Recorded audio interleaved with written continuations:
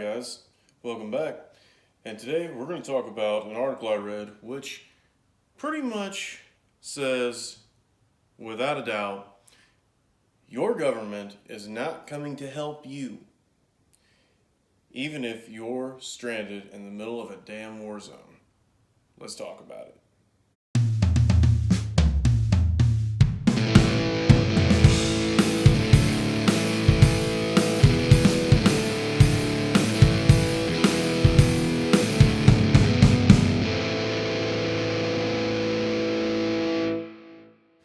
Alrighty, guys, as dependable as the New York Times is, that's where I got the article from. And our current administration, our geriatric in chief, if you will, did an interview Thursday evening with the NBC. Now, I don't know how many of you have heard about this. I didn't hear about it till today. Maybe I'm late to the party, who knows. But what the geriatric said was American citizens should leave now. Talking about the Russia-Ukraine situation. That's what we're talking about, the war zone. Because there are 6,600 American citizens living in the Ukraine. And he said that troops would not be deployed to retrieve them should Russia invade. You see me keep looking down, it's because I got my notes going. Want to make sure I got everything right for this. Well, as much as I can anyway. And apparently this is looking pretty serious. Rescues in a conflict zone during a Russian invasion would risk world war. Now, guys, Russia is a very capable foe. And I don't think anybody wants us to go to war with them. Hell, I'm not saying that we need to step our foot into this, that, or the other. But what gets me is that if our own people are over there, and I'm talking about American citizens, and he's saying, we're not going to go help them. Are you serious? Like, what? What the hell?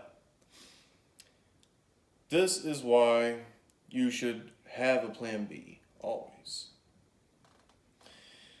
And he's saying, as far as Russia, military action may commence anytime without warning.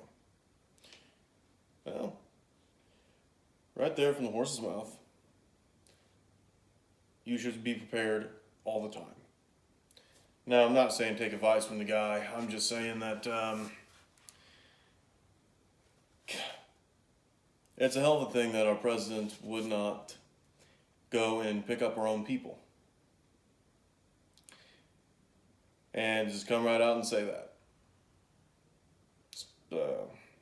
It blows my mind. So, anyhow, on a personal note, somebody I know, his granddaughter is actually a basketball player, college basketball player, and is currently in the capital of Ukraine, Kiev. And I'm not knocking her for this. She's in college, so she hasn't got to experience a whole lot of the world yet. Too many people have this mindset. Because when her parents got a hold of her and was like, hey, you need to leave now. She said, well, I guess the college has private jets arranged for them. And if anything weird happens, that she can just get an Uber to the airport and everything will be fine.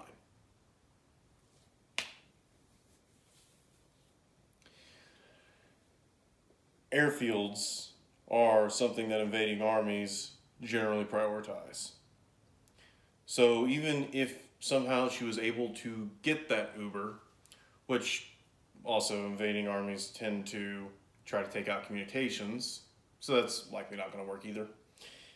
Even she got to the airfield, there's nothing saying that there won't be jets flying around making it a no-fly zone, like military jets with rockets and machine guns and shit like that. So how does this relate to prepping? Simple. Nobody's coming to help you.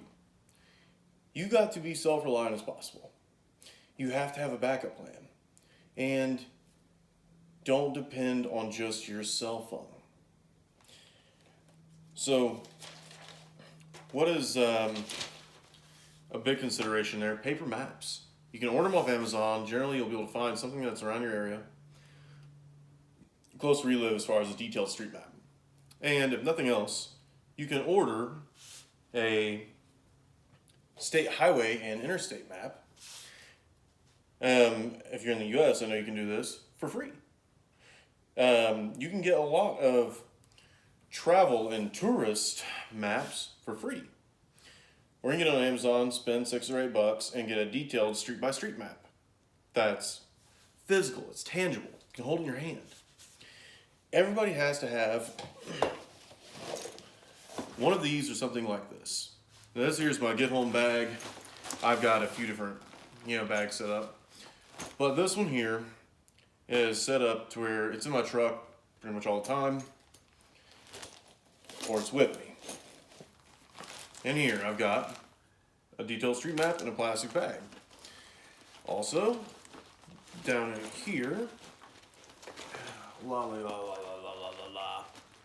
come on, damn it. All right. I've got a Lensatic compass. It's a knockoff, but still decent quality. And it's all metal. Now, there's nothing wrong with going to Walmart and picking up a plastic $4 Lensatic compass as well. I've carried one of those plenty of times. They do work. And they're literally only $4, like $5 after tax. This right here might have been 15. But even if you're in a cityscape and you're using public transport, if you have a backpack, and no matter what country that you're in, I don't know where a map and a compass would be illegal. I know in a lot of places that, especially if you're on public transport, they say no weapons, no guns, no knives over a certain length. Well, you can still have a lighter, bottles of water, a water filter. You can have a Mountain House meal, or on the cheap, a jar of peanuts. Hell, you can go to Dollar Tree and get those little mini jars of peanuts. Not flipping you off, no. Just, they're like that big. And they've got 1,200 calories in them. And honey roast is delicious. Have a plan B. A cheap plan B. An expensive plan B.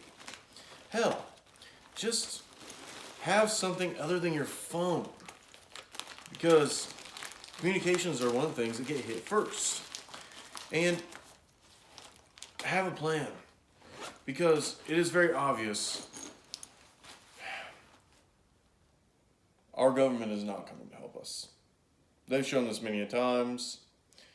And you never know when you're going to need a backup plan. Katrina. Afghanistan. As a more recent example. Now, obviously, there are many other things that you should have on you.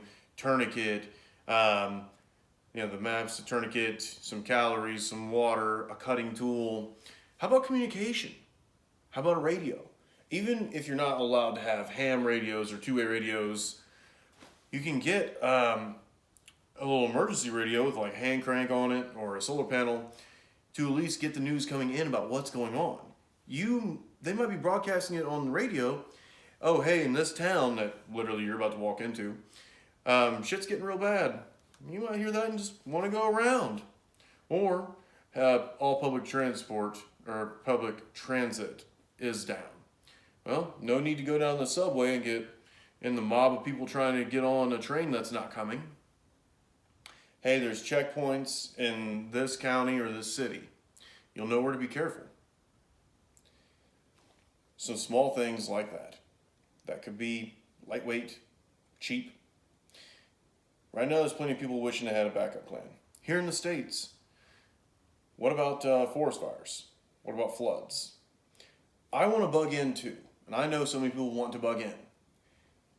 And if I have to bug out, I'm going to lose a whole lot of shit. And I'm not going to be happy about that.